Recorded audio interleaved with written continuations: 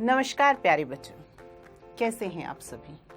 उम्मीद करती हूँ कि आप सभी अपने घरों में बहुत अच्छे से होंगे और आप सभी की पढ़ाई बहुत अच्छे से चल रही है। प्यारे बच्चों, आप सभी जानते हैं कि भारत में अंग्रेज 1600 ईस्वी में व्यापार करने के नाते आए और धीरे धीरे करके पूरे भारतवर्ष पर उन्होंने अपना अधिकार स्थापित कर लिया।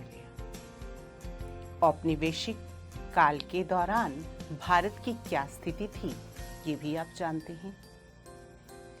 आज हम जिस विषय को पढ़ेंगे वो विषय 8वीं कक्षा के लिए निर्धारित की गई इतिहास की पाठ्य पुस्तक हमारे अतीत भाग 2 का विषय है और अध्याय का नाम है बुनकर, लोहा बनाने वाले और फैक्ट्री मालिक। प्रिय बच्चों, इस अध्याय में हम जानेंगे कि किस तरह से ये दो मुख्य उद्योग, कपड़ा उद्योग और लोहा उद्योग, भारत में किन किन दशाओं से गुजरे। औद्योगिक काल के दौरान कैसी स्थिति इन दोनों उद्योगों की रही। अध्याय के दौरान हम ये भी जानेंगे कि भारतीय बुनकरों की स्थिति क्या थी, किस तरह से उनकी व्यापारिक जिंदगी में उतार चढ़ाव आए। इसके साथ ही फैक्ट्री चलाने वाले लोगों की दशाओं के बारे में भी हम इस अध्याय में जानेंगे। तो प्रिय बच्चों, आइए शुरू करते हैं ये रुचिकर अध्याय और समझते हैं कि किस तरह से भारत के ये दोनों उद्योग अपनी अपनी जगह, अपनी अपनी दशाओं में कार्यरत थे। चलिए शुरू करते हैं अध्याय। प्यारे बच्चों, औद्योगिक क्रांति की शुरुआत सबसे पहले इंग्लैंड में हुई थी। इंग्लैंड में सबसे पहले सूती वस्त्र उद्योग की स्थापना हुई। 1850 के दशक से जब ब्रिटेन का लोहा और इस्पात उद्योग भी पनपने लगा तो ब्रिटेन को दुनिया का कारखाना कहा जाने लगा। और आप सभी जानते हैं कि भारत उस दौरान ब्रिटेन का एक उपनिवेश था।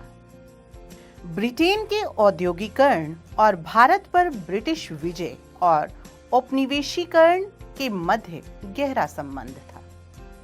ईस्ट इंडिया कंपनी के व्यापारिक हितों की रक्षा करने के लिए भारतीय भूभागों पर कब्जा करने के बाद उन्होंने भारत के व्यापारिक ढांचे को बदलना शुरू किया। 18वीं सदी के अंत में ईस्ट इंडिया कंपनी भारत से चीजें खरीदती थी और उन्हें इंग्लैंड और यूरोप में ले जाकर बेच देती थी। इसी क्रय विक्रय से उसे बहुत अधिक लाभ होता था।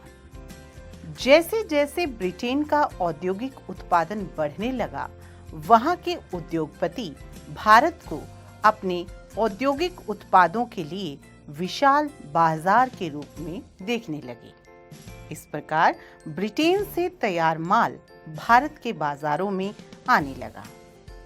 प्रिय बच्चों, बंगाल पर अंग्रेजों की विजय से पहले 1750 के आसपास भारत पूरे विश्व में कपड़ा उत्पादन के क्षेत्र में दूसरे देशों से बहुत आगे था। भारतीय कपड़े बहुत अधिक समय से अपनी गुणवत्ता और बारीक कारीगरी के लिए पूरे विश्व में प्रसिद्ध थे। दक्षिण पूर्वी एशिया, जिसमें जावा, सुमात्रा और पेनांग शामिल हैं, तथा पश्चिमी और मध्य एशिया में इन कपड़ों का भारी व्यापार था। 16वीं सदी से यूरोप की व्यापारिक कंपनियां यूरोप में बेचने के लिए भारतीय कपड़े की खरीदारी करने लगी थी। यूरोप में छापेदार भारतीय सूती कपड़े की भारी मांग थी। आकर्षक फूल पत्तियां, बारीक रेशे और सस्ती कीमत की वजह से भारतीय कपड़े का एक अलग ही रुतबा था। यहाँ तक कि इंग्लैंड के अमीर लोग भी भारतीय कपड़े से बने परिधान पहनना पसंद करते थे। प्रिय बच्चों, आइए जानते हैं कि ऐसी क्या खासियत थी इन कपड़ों में। इसे समझने से पहले हम कुछ कपड़ों को समझते हैं जो यूरोप और एशिया में उस दौरान प्रसिद्ध थे। इनमें सबसे पहले है मलमल। यह भारत से बना बारीक सूती कपड़ा था जिसे यूरोप के व्यापारियों ने सबसे पहले इराक के मौसूल शहर में अरब व्यापारियों के पास देखा। इसी आधार पर वे इसे मसलिन कहने लगे।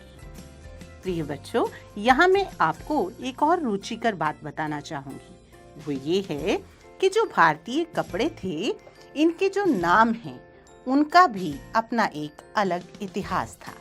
अभी देखिए, जिस कपड़े की अभी हम बात कर रहे थे, जिसे मसलिन कहा जाता था, बाद में इसी कपड़े को मलमल के नाम से जाना जाने लगा।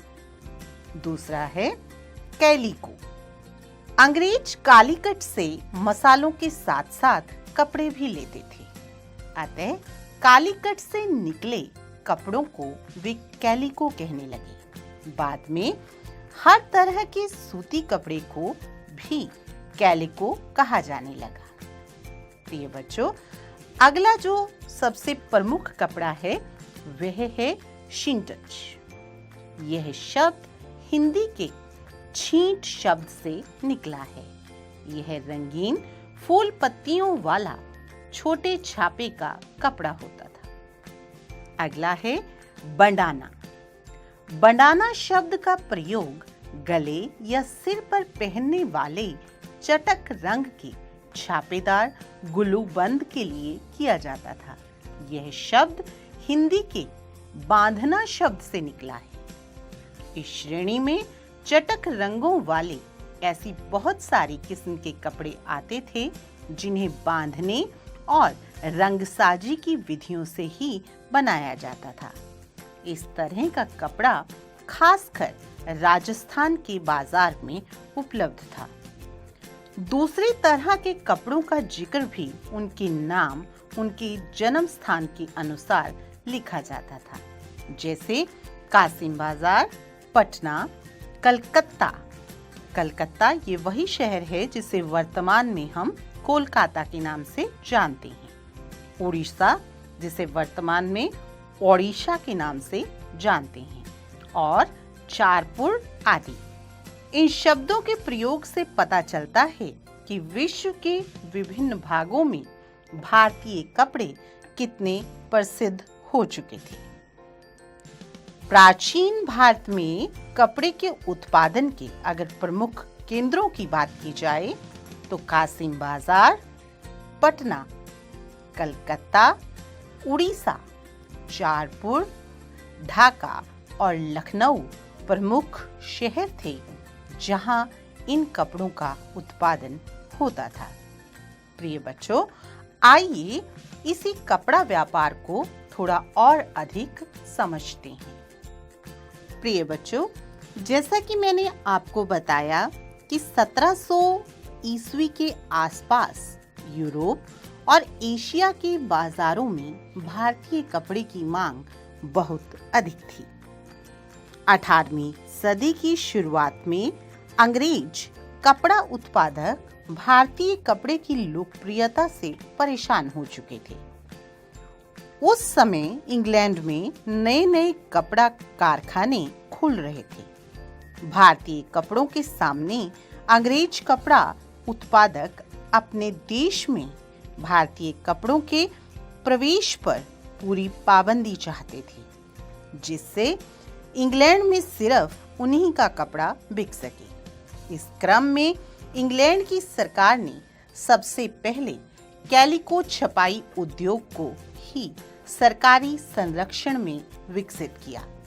अब सफेद मलमल या बिना मांड वाले कोरे भारतीय कपड़े पर इंग्लैंड में ही भारतीय डिजाइन छापे जाने लगे। प्रिय बच्चों, यहाँ ये बात समझने वाली है कि अंग्रेज लोग अब भारत से सफेद मलमल अपने यहाँ ले जाते थे और वही भारतीय डिजाइन जो पहले भारत में बनाए जाते थे अब इंग्लैंड में छपने लगी। और इसका भारत के उद्योग पर क्या प्रभाव पड़ा होगा, ये भी आप आसानी से समझ सकते हैं। और इसी श्रृंखला में एक कैलिको अधिनियम पास किया गया। कैलिको अधिनियम क्या था, आइए इसके बारे में थोड़ा और विस्तृत रूप में जानते हैं। कैलिको अधिनियम का यह नाम कैलिको अधिनियम क्यों रखा गया?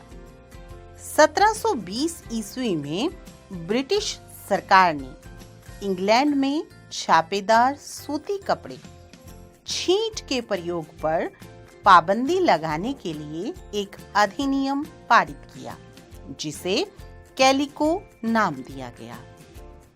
उस समय इंग्लैंड में नए नए कपड़ा कारखाने खुल रहे थे और भारतीय कपड़े की वजह से जो परेशानी वहां के कारीगरों को हो रही थी, उससे शायद निदान पाने के लिए ही इस अधिनियम को लाया गया।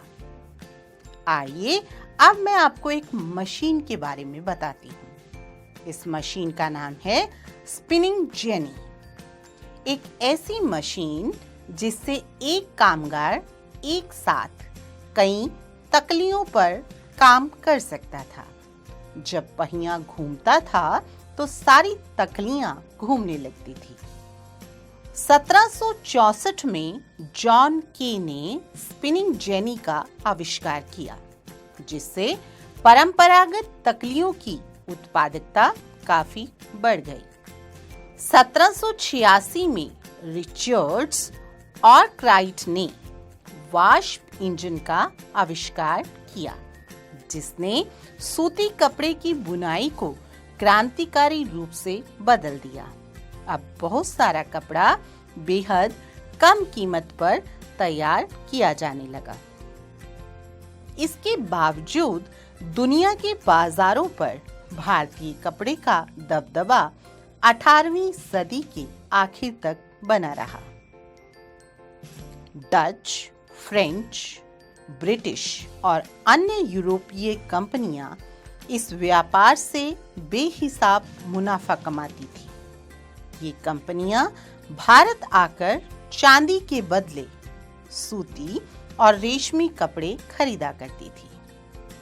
परंतु जैसा कि आप जानते हैं, जब इंग्लिश ईस्ट इंडिया कंपनी को बंगाल की राजनीतिक सत्ता मिल गई, तो उसे भारतीय चीजें खरीदने के लिए चांदी मंगाने की जरूरत नहीं रही। इसके बाद तो ईस्ट इंडिया कंपनी ने भारत में ही किसानों और जमींदारों से राजस्व इकट्ठा करके उस पैसे से कपड़ा खरीदना शुरू कर दिया। प्रिय बच्चों, यहाँ यह बात जानने वाली है कि भारत में पहली सूती कपड़ा मिल कब और कहाँ स्थापित हुई। भारत में पहली सूती कपड़ा मिल 1854 में मुंबई में स्थापित की गई और 1900 तक आते आते अनेक कपड़ा मिले, लगभग 84 कपड़ा मिलें भारत में शुरू हो गई थी। प्रिय बच्चों, क्या आप जानते हैं कि कपड़ा कौन बनाता है?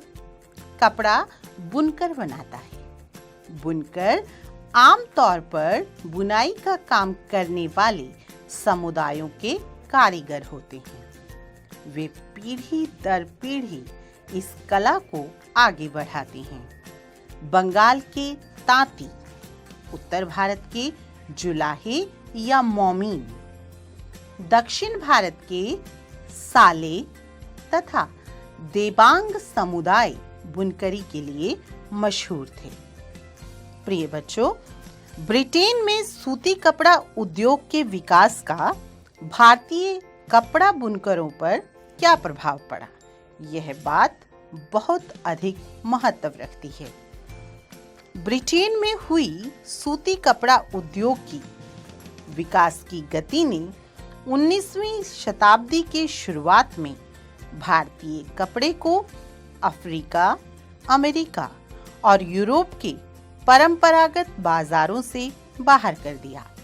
इसके कारण हमारे यहाँ यानी भारत में हजारों बुनकर बेरोजगार हो गए।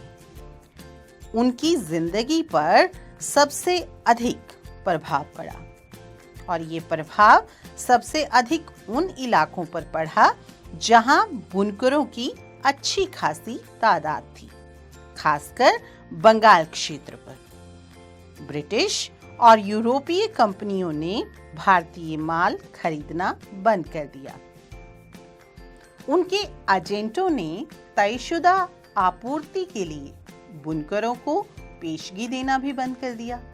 इसलिए परेशान बुनकरों ने सरकार से बार-बार सहायता के लिए गुहार लगाई। तो प्रिय बच्चों, आपने देखा कि भारतीय कपड़ा व्यापार किस तरह से 19वीं शताब्दी की शुरुआत में पतन के दौर से गुजरा। 1854 में मुंबई में सूती मिल स्थापित होने के बाद 1900 तक आते आते भारत में सूती कपड़ा मिलों की संख्या 84 हो गई थी।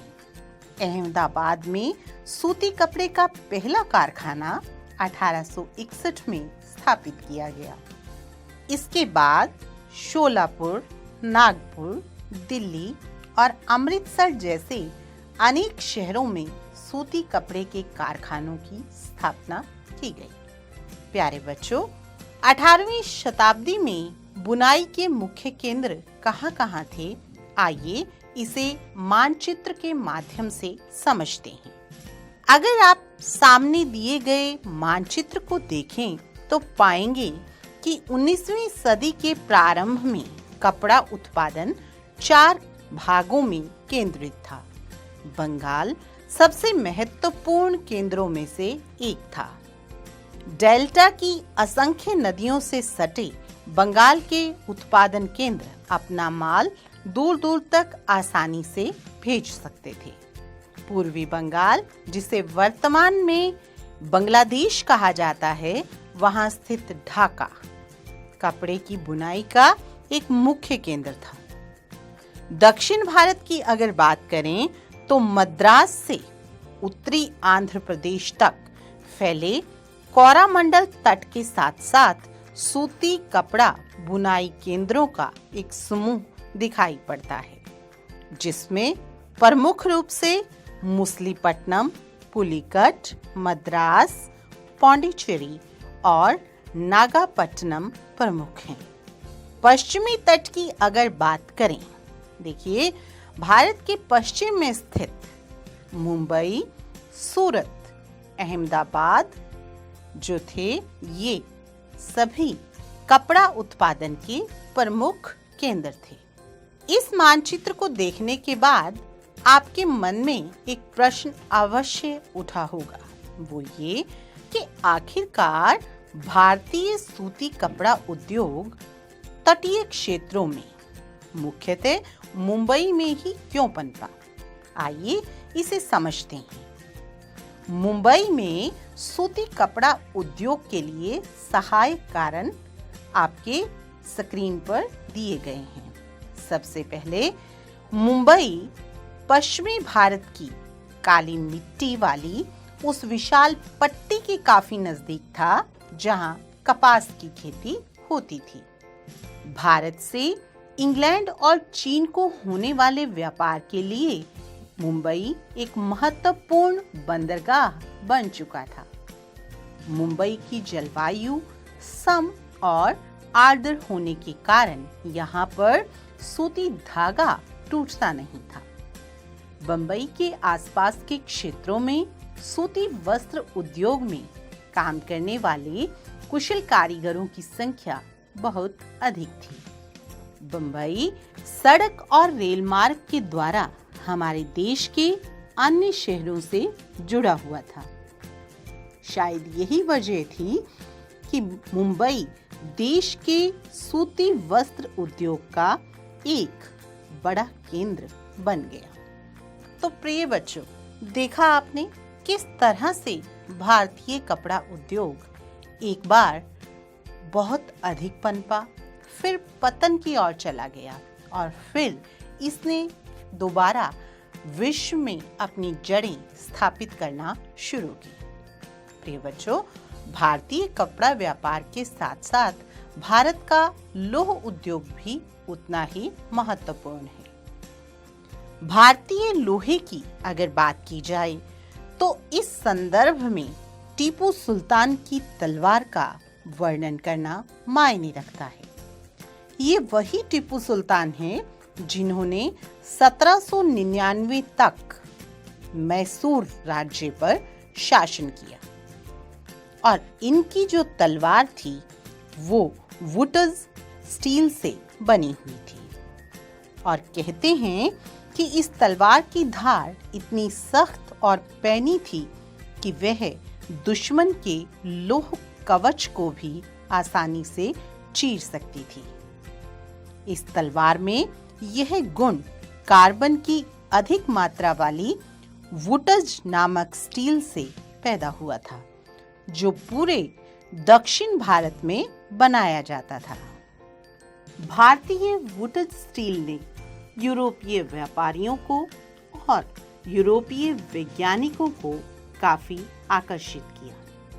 विश्व विख्यात वैज्ञानिक और बिजली व विद्युत चुंबकत्व का आविष्कार करने वाले माइकल फराडे ने भारतीय वुटज स्टील की विशेषताओं का 4 साल तक गहन अध्ययन किया, परंतु दक्षिण भारत में इतनी प्रचलित वुटज स्टील निर्माण प्रक्रिया 19वीं सदी तक आते आते पूरी तरह लुप्त हो चुकी थी। क्या आप जानना चाहेंगे कि ऐसा क्यों हुआ?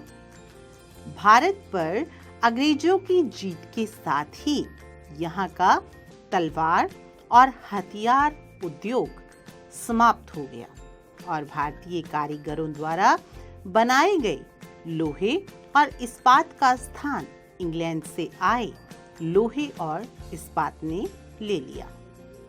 वुटज स्टील उत्पादन के लिए लोहे के परिशोधन की बेहद परिष्कृत तकनीक जरूरी थी, परंतु भारत में 19वीं सदी के अंत तक लोहे का प्रगलन एक सामान्य गतिविधि थी जो कि ग्रामीण लोग अपने घरों में धौंकनी के माध्यम से किया करते थे।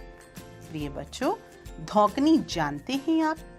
धौंकनी हवा फेंकने वाला एक यंत्र होता है जो अक्सर भट्टियां जिन पर लोहे को पिघलाया जाता है वहां पर काम में लाया जाता है। ज्यादातर भट्टियां मिट्टी और धूप में सुखाई गई ईंटों से बनी थी।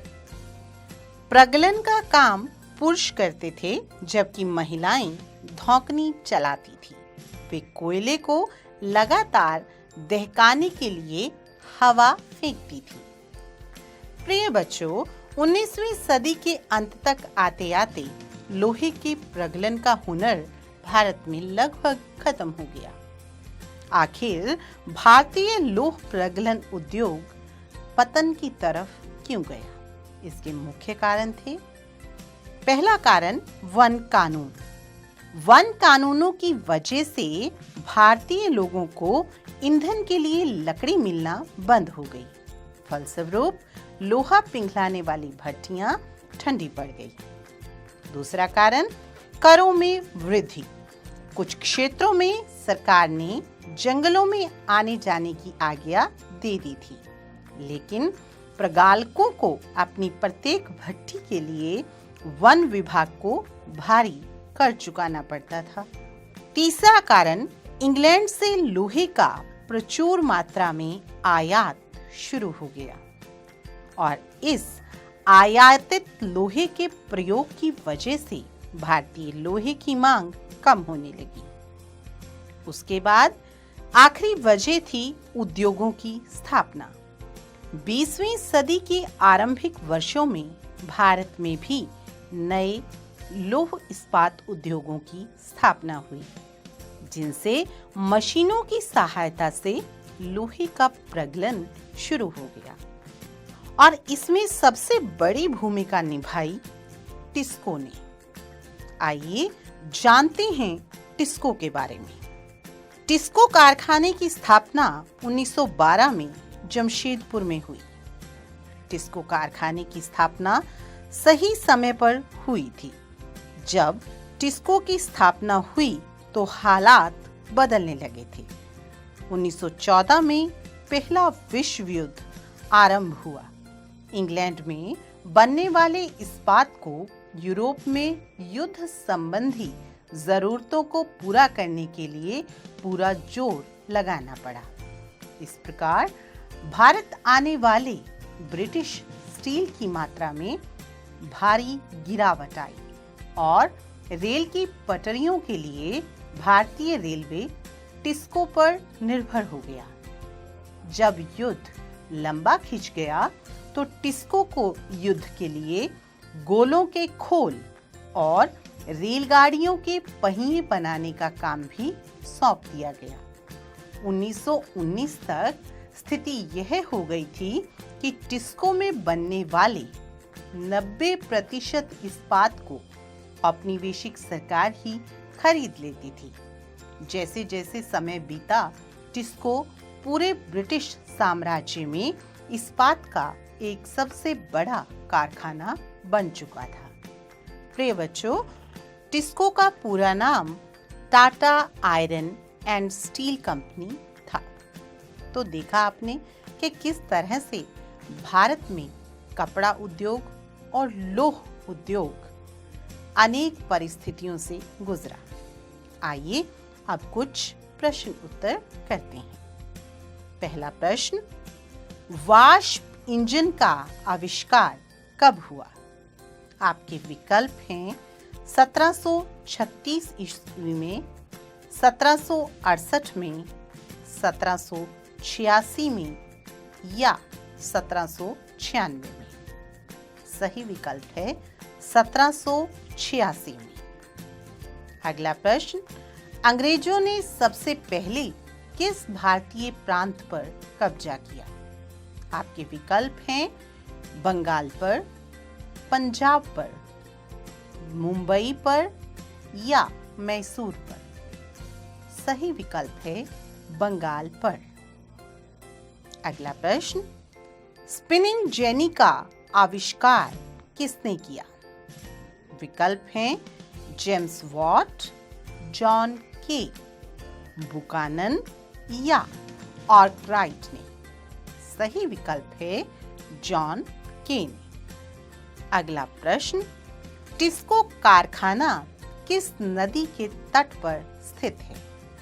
प्रिय बच्चों, आपके विकल्प हैं गंगा नदी, गोदावरी, हुगली या सुवर्ण रेखा। सही विकल्प है सुवर्ण रेखा। अगला प्रश्न, टीपू सुल्तान ने मैसूर पर कब तक शासन किया? आपके विकल्प हैं 1760 ईस्वी तक, 1776 ईस्वी तक, 1799 ईस्वी तक या 1830 ईस्वी तक। सही विकल्प है 1799 ईस्वी तक। एक आखिरी प्रश्न, टिस्को में स्टील का उत्पादन कब शुरू हुआ? आपके विकल्प हैं 1892 ईस्वी में, 1906 ईस्वी में, 1912 ईस्वी में या 1952 ईस्वी में। प्रिय बच्चों, इसका सही उत्तर है 1912 ईस्वी में।